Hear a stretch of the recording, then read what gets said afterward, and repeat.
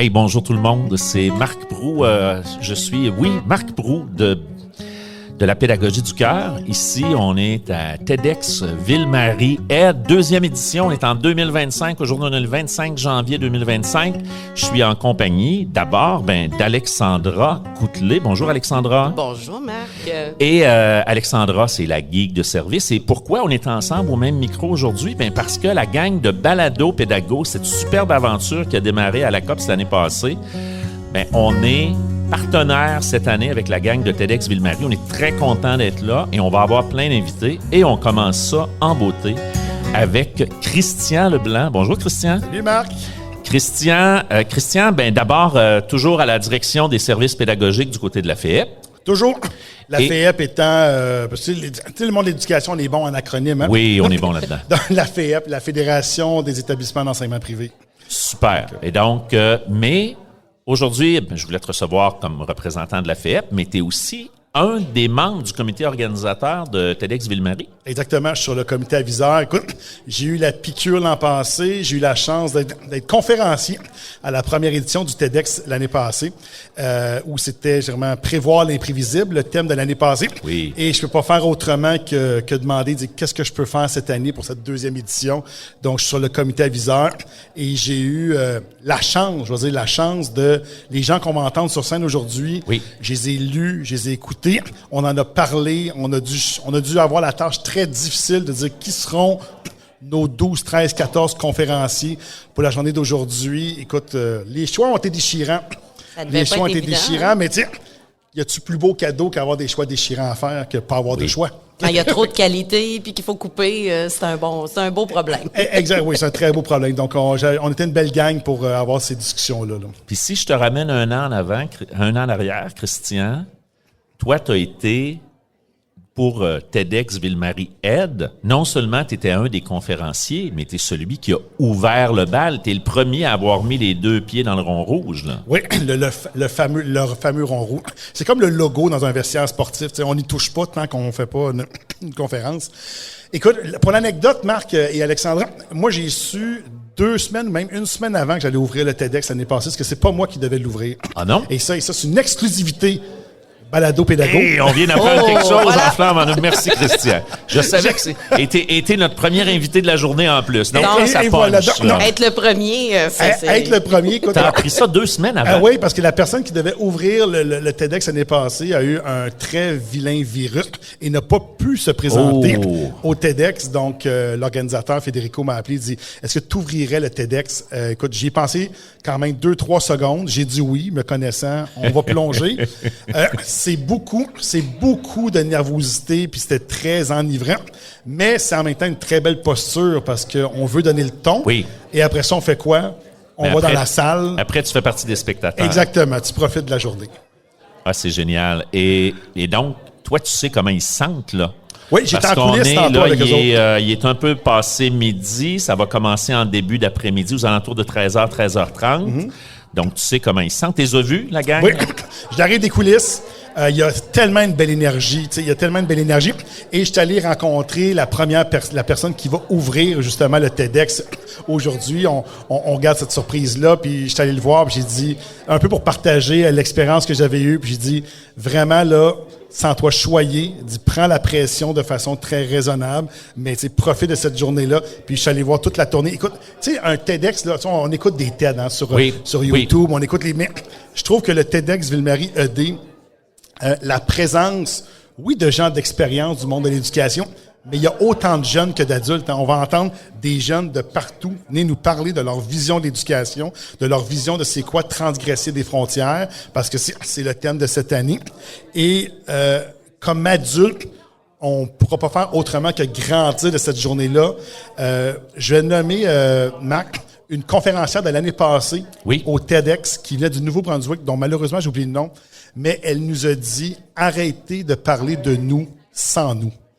Tellement. Et là, ils sont là sur scène aujourd'hui, puis ils vont parler d'eux Et c'est à nous, comme adultes, de les écouter et de poser des actions. Oh, là, tu es en train de m'apprendre quelque chose encore, Christian. Ça veut dire que la grosse délégation du Nouveau-Brunswick qui est là, c'est un peu une réponse à ce message-là qui était là l'année passée. Exactement, parce que c'est quelqu'un de leur réseau, une jeune de leur réseau qui dit, là, vous allez arrêter de faire ça, parler de nous, les jeunes, sans qu'on soit impliqués dans les réflexions et les discussions. Wow! Parce que, puis je les ai vus, eux autres, je les ai croisés, ils étaient en train de s'installer. Peut-être qu'ils nous entendent, là, ils sont juste en haut de nous autres. Là, ils étaient en train d'installer leurs affaires. D'ailleurs, on va avoir quelqu'un ici à l'antenne avec c'est Joël McLean puis moi qui vont interviewer quelqu'un de la gang du Nouveau-Brunswick tantôt. Et je trouve ça fantastique de voir l'enthousiasme de ce groupe-là avec plein de jeunes. Ils vont faire du balado, eux autres aussi en haut. Oui, c'est ce que j'allais dire. Il y a un autre kiosque balado pédago, mais où c'est les jeunes qui vont faire des balados, des entrevues. Donc, on voit que tout ce qui a été organisé, il y a une place et une voix pour ces jeunes-là. Oui. On est à la salle Maisonneuve cette année. Oui. Bon, là, les gens ne nous voient pas, les gens nous écoutent. Non. Mais il y a tout un balcon. Il y a le parterre, il y a un balcon. Et le balcon, c'est vraiment la présence des jeunes. Donc, ça va être, il va y avoir des jeunes un peu partout, mais entre autres au balcon, ça va être presque 100% des jeunes qui vont être là pour venir participer à l'événement. Ce que la salle de l'année passée nous permettait un peu moins. Mais c'était une priorité pour le comité organisateur de dire c'est quoi la place des jeunes dans cet événement-là. Mais d'ailleurs, là, tu parles de ça, Christian. De ce que je comprends, là, ça a déjà grossi beaucoup par rapport à l'année dernière. Oui. Là. Est-ce que tu as une idée des chiffres, là, de la proportion du nombre? L'année passée, on était dans une salle d'environ 400 plans. C'était la première édition. C'était la 5e salle de la Place des Arts. Cette année, les bancs disponibles représentent, donc il y a 1200 personnes qui vont être là aujourd'hui pour venir. En fait, puis là, on est le 25 janvier. Si vous regardez dans vos calendriers, sur vos téléphones, 25 janvier 2005, c'est un samedi. Oui, on donc, est le... Quand on dit là, que les gens, l'éducation, ça se mobilise pas, ça fait du 9 à 4, ça punch, tout ça, ce que je crois pas du tout. C'est des gens qui s'investissent corps et âme. Là, on a 1200 personnes qui ont décidé de prendre la route, de venir passer leur samedi après-midi, leur samedi soir pour entendre parler d'éducation. Tout à fait. Puis t'as raison, là, il faut le dire, ça. Moi, je trouve ça tellement effrayant quand on entend ça, parce que je me promène, Alexandra, tu vis la même chose. Moi, je me promène, je vais dans les écoles, je rencontre des équipes, des écoles privées, des écoles publiques, des écoles primaires, des écoles secondaires. Les profs, ils sont avides de discuter, ils réfléchissent, ils veulent trouver des moyens de faire apprendre les jeunes, ils veulent s'impliquer pour les toucher puis les aider à grandir. Du monde dédié puis du monde dévoué, il y en a plein au milieu, malgré des fois les absences de moyens qu'on a dans certaines écoles puis dans certains centres de services. Les gens en veulent, puis comme tu le dis, c'est un bel exemple de ça, là. Oui, tout à fait. Christian, je peux pas t'avoir avec moi sans te parler de la FEEP. Oui. Comment ça va à la FEEP? Il y a plein de changements. Là. Nancy, à la direction générale, qui quitte. Là, il y a quelqu'un d'autre qui s'en vient. Ça, il me semble qu'on a l'impression que c'est foisonnant, là, que ça bouge beaucoup. Ben, écoute, au-delà, dans toute l'organisation, il y a des mouvements de personnel. Nous, on a une directrice générale qui est là depuis quand même 15 ans à la Fédération, qui prend sa retraite cette année. Un gros morceau, mais on a hâte de rencontrer la personne qui va prendre les commandes du bateau amiral. Tu sais, la Fédération des écoles privées, c'est pas une obligation pour une école privée au Québec de faire partie de la FEEP. Donc, qu'on nomme la FEEP, mais il y a 97% des écoles privées en formation générale des jeunes là, qui font partie qui ont décidé de se regrouper et de dire on va collaborer ensemble, on va aller chercher du soutien parfois au niveau de la fédération et tout ça. Et c'est plus de 250 écoles de partout au Québec. Et nous, notre travail, c'est de travailler pour les membres et les écoles. Oui. Et on a réfléchi, comme toute bonne organisation, à une planification stratégique. Et là, on doit travailler sur les prochaines années sur différents enjeux. Il y a des enjeux de financement, des enjeux politiques, des enjeux pédagogiques. Il y a des enjeux au niveau d'accueillir plus d'élèves avec des difficultés et de mieux les accompagner. Mais l'enjeu numéro 1 sur lequel on nous a demandé de travailler, la Fédération, pour les prochaines années, c'est comment on peut arriver à transformer le modèle de l'école dans les paramètres qui nous sont demandés, parce qu'il y a des encadrements, des lois, des règlements et tout ça, mais à l'intérieur de tout ça, comment on peut transformer le modèle de l'école. Oh, c'est un beau projet, ça. Pour susciter l'engagement des élèves, le bien-être des élèves, le bien-être du personnel. Et moi, vous connaissez un peu le référentiel des compétences enseignantes, là. Il y a une compétence qui a été ajoutée en 2021 sur les 12 qui existaient, la compétence 8. C'est drôle.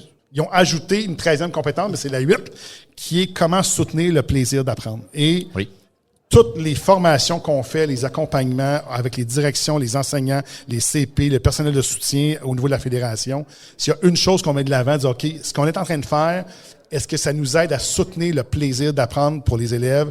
Est-ce qu'ils savent pourquoi ils viennent à l'école? Est-ce qu'ils savent pourquoi ils vont nous accorder ce temps-là? Quand même, ils nous accordent beaucoup de temps. Ils viennent se former, mais est-ce qu'ils ont du plaisir à venir à l'école? Ça n'empêche pas qu'il y a des défis, là. Autant au secteur public qu'au secteur privé, il y a des défis. Mais en premier, est-ce qu'on peut transformer le modèle de l'école pour susciter l'engagement, le plaisir d'apprendre, le soutien des élèves en difficulté, le bien-être? Et donc, ça, c'est un chantier sur lequel vous vous lancez présentement. Ah oui, on est dedans à temps plein. Et est-ce que vous vous êtes fait une feuille de route, c'est-à-dire avez-vous des échéanciers de moments de contrôle? Je ne sais pas dire qu'on va arriver à telle réalisation à tel moment, mais c'est comme la feuille de route pour les 3-4 prochaines années. Okay. Donc, on veut vraiment poser des actions tangibles. Puis une des choses, tu vois, là, je suis en train d'organiser dans le cadre au niveau de la FEP, moi, j'ai ce beau rôle-là, parce que j'ai eu le rôle de directeur des services pédagogiques dans une école privée. Je me souviens. Oui, on était ensemble on était collègues dans des écoles. Oui, exactement. Ce beau rôle-là, moi j'organise des journées de formation pour ces directions des services pédagogiques-là. Et on est en train, justement, de voir l'importance du Christian. Oui, on aime ça avoir des conférences de leadership qui vont venir nous galvaniser, que ça nous dit qu'on a tout ce qu'il faut, mais donne-nous du temps pour qu'on puisse échanger entre nous et partager nos bonnes idées. Donc, quand on dit que le réseau privé, c'est un réseau de compétition, là, on va chercher chacun des élèves là, pour qu'ils viennent chez nous. Moi, au niveau des services pédagogiques, là, ce que je vois, c'est une communauté de collaboration. Oui. Donc, tu le fais chez vous, ça fonctionne. Peux-tu m'aider à me dire comment tu l'as fait? J'aimerais ça l'amener chez nous. Puis quand on fait des formations pour les directions pédagogiques, c'est un rôle, j'ose pas dire qu'il n'existe pas au secteur public, mais il y a des services éducatifs au public, au centre de services scolaires. Pas dans l'école directement. Pas dans l'école directement. Donc, dans les écoles, dans beaucoup d'écoles privées, il y a quelqu'un dont le rôle, c'est le développement pédagogique. Donc, la formation du personnel, le matériel pédagogique, les élèves en difficulté, les stagiaires, les formations, le numérique. Donc, c'est ça son rôle, lui. Et on m'a dit, Christian, quand tu nous rassembles, on veut, et ça vient d'eux autres, on veut que tu bâtisses nos formations sur le modèle VIP. OK, je dis, OK, vous vous considérez comme des very important persons, donc des VIP. Il dit, non, c'est pas ça, Christian. Il dit, nous, VIP pour nous, c'est, dis-nous vers où on devrait aller. Donc, une vision. C'est quoi les grandes tendances à travers le monde qui sont gagnantes? Donc, V pour vision. I pour inspiration. On veut être inspiré de ce qui se fait ici et ailleurs. Et P pour partage. Donc, permets-nous d'échanger puis de partager nos pratiques entre nous. Donc, toutes les formations qu'on organise sont sur le modèle VIP. Vision, inspiration, partage. Ce qui fait en sorte que souvent, les gens quittent de ces formations-là en disant « J'ai 3 nouveaux numéros de téléphone, 2 nouveaux courriels, j'ai 2 rendez-vous. Je vais aller visiter ton école. » On fait ce qu'on appelle du tourisme pédagogique. Donc, je vais aller visiter ton école, je veux voir comment ça marche. Et je veux surtout visiter ton école quand il y a des élèves. Oui. Je veux les voir en action, je veux les voir dans les pauses, dans les cours, comment ça circule, comment ça jase et tout ça. Donc, je veux voir l'énergie de ton école. Puis après ça, je veux voir ce qui est transférable dans la mienne. Merveilleux. Alexandra? J'imagine qu'une journée comme aujourd'hui, ça alimente justement la vision, l'inspiration pour ensuite faire le partage. Comment tu ramènes ça dans ton milieu ensuite? Bien, sais-tu quoi? Si on se reparle à la fin de la journée, moi, j'ai une bonne idée de ce qui se va dire, mais s'il y a une chose que j'ai pas voulu faire, c'est assister aux pratiques. Parce que il y a un élément de surprise. Oui. L'inspiration, là aussi, là, je veux le vivre en même temps que la foule, je veux comprendre les réactions de la foule. Donc, il va y avoir un élément de surprise. Mais assurément, il y a des éléments qui vont faire écho dans les formations qu'on va donner. Puis, si le meilleur porteur pour cette inspiration-là, c'est une des personnes qui vont être sur la scène, ben on va les réinviter pour venez nous en parler vous-même, puis venez nous inspirer. Donc, c'est une des choses. Comme j'ai mon petit calepin, Alexandra, et je vais prendre des notes pour savoir ça va être quoi la suite. Assurément, ça va avoir un impact par la suite. Il va avoir une suite. Ça, c'est sûr et certain. Absolument. Eh bien, c'est génial. Christian Leblanc, merci beaucoup d'être venu nous rencontrer. Alexandra, merci beaucoup d'avoir partagé le micro avec moi. Merci à vous deux. Je suis Marc Proulx de la Pédagogie du cœur. On avait Christian Leblanc de la Fédération des établissements d'enseignement privé, mais aussi du comité aviseur. Comité aviseur de TEDx Ville-Mariette, dont on est le 25 janvier 2025. Ça fait plein plein de fois que je le dis, mais on est la gang de balado-pédago. Alexandra, c'est Alexandra Coutelet, la geek de service. Je suis Marc Proulx de la Pédagogie du cœur. Je vous souhaite une superbe journée au TEDx. Si vous nous écoutez après, ben vous vous direz peut-être que l'an prochain, vous allez être ici. Absolument. Voilà, à bientôt tout le monde.